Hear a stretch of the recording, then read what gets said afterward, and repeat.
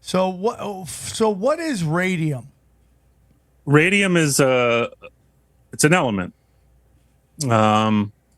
It was first discovered, quote unquote, discovered. Although in my first two episodes, I kind of destroyed the whole narrative that this woman discovered radium. She was working for the Rockefellers. Radium was well known to the Austrians and to the Germans long before this Polish woman was granted the discovery. She was granted the discovery in the late 1800s, and Maria Curie, Madame Curie, yes, and I talk about how that wasn't her real name, and they gave her a pseudonym that was like Mercury, right? Madame Curie, and that Mercury and radium have a very interesting relationship. I break down how, so my radium series, I cover how it was used in ships that were providing anti-gravitic like effects, that the Germans were building perpetual steam engines that ran forever.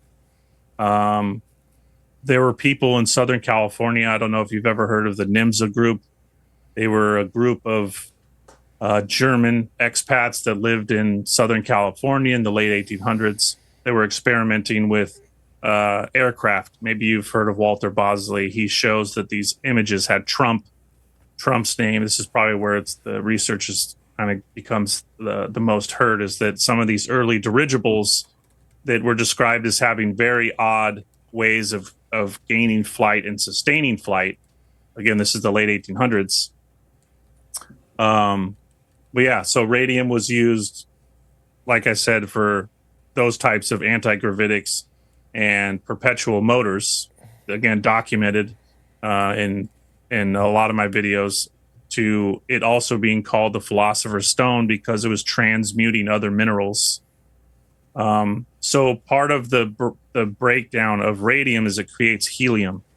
Oh. So the Germans were obviously aware of this, and they were able to harness multiple sides of its combustion, so to say, and that this is why the dirigible was so beneficial, as well as the submarine, because obviously the helium can be used to adjust ballasts and on and on and on.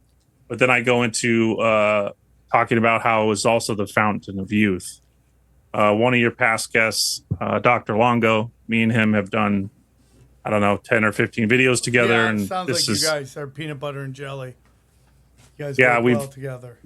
We're pretty good friends, and a lot of our research, what kind of brought us together was a lot of our research overlapped. And I too agreed that when we talk about, people looking for the fountain of youth in Florida, right, that it existed there, but the fountain of youth was actually these sacred mineral springs.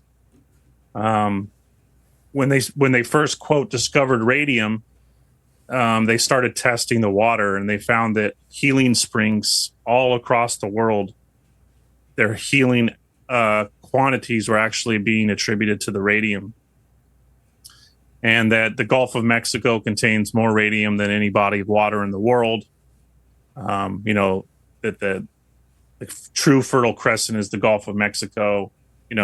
Again, connecting your first question about America being Egypt, that the Mississippi is, the true Nile or old world version of it. And we can traverse all the way up. My Anomalous America series, where I start in Louisiana and I work my way all the way up the Nile, the Mississippi, and I show every single state along the Mississippi is just dotted with incredible find after incredible find. Since we talked about coal shafts, they buried one in Missouri, and I believe at about 200 or 300 feet, their drill broke into an open space.